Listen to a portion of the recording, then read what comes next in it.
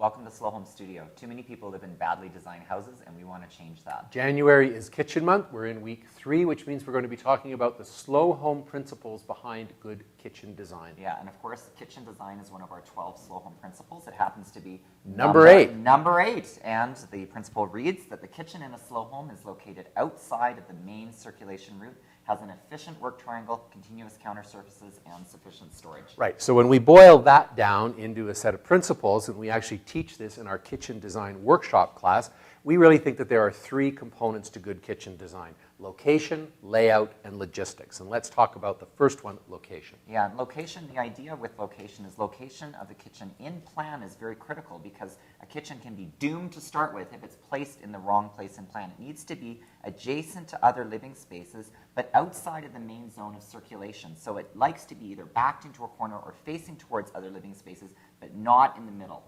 The second issue is layout, and this has to do with getting the geometry right of the major components: the island, the uppers, the counter, the pantry, that sort of thing. And you can see here that we've got dimensions. Really, the most important one here is we want to maintain about 42 inches, 3.5 feet between the island and the rest. And one of the problems with a lot of kitchen design is that that gets too big, and people equate floor area with efficient or with a good kitchen, and it's really not true. Think about going into a commercial kitchen. Those islands and counters are very, very close together. Yeah, and finally there's logistics. And logistics is really where are we placing the plumbing fixtures and the appliances to maximize the efficiency and layout of the kitchen. So you really want to have a relationship between your 3 primary kitchen appliances, which are of course your cooktop, your refrigerator, and your sink. And you want that relationship to be in triangular in nature, and you want to minimize the dimension of that so it's no more than 2 or 3 steps between those units. Other than that, if you don't do that, you're just going to be walking all over the place. So here's our case study house, and you can see we've got the kitchen down here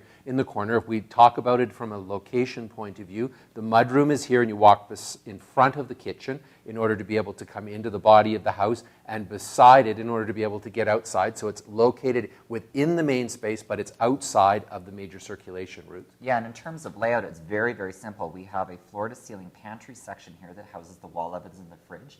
We have a sink counter, and then we have an island that is split off from that so that you're able to sit with stools and face into the kitchen as the cook is preparing the meal, but it adds that little bit of a barrier between the dining and living space in the kitchen. And then finally, from a logistics point of view, we've got our 3 appliances or fixtures. We've got our sink, the cooktop over here on the island, and then our refrigerator here, so that we've got a very nice, compact area for the cook to move. Yes, so that is our look at our how we laid out the kitchen in our case study house. In the next episode, what we're going to look at is some detailed design with specifically how we design the cabinetry and the materials. See you next time. If you're interested in learning more about the principles of slow home design, you can pick up a copy of our book entitled What's Wrong with This House?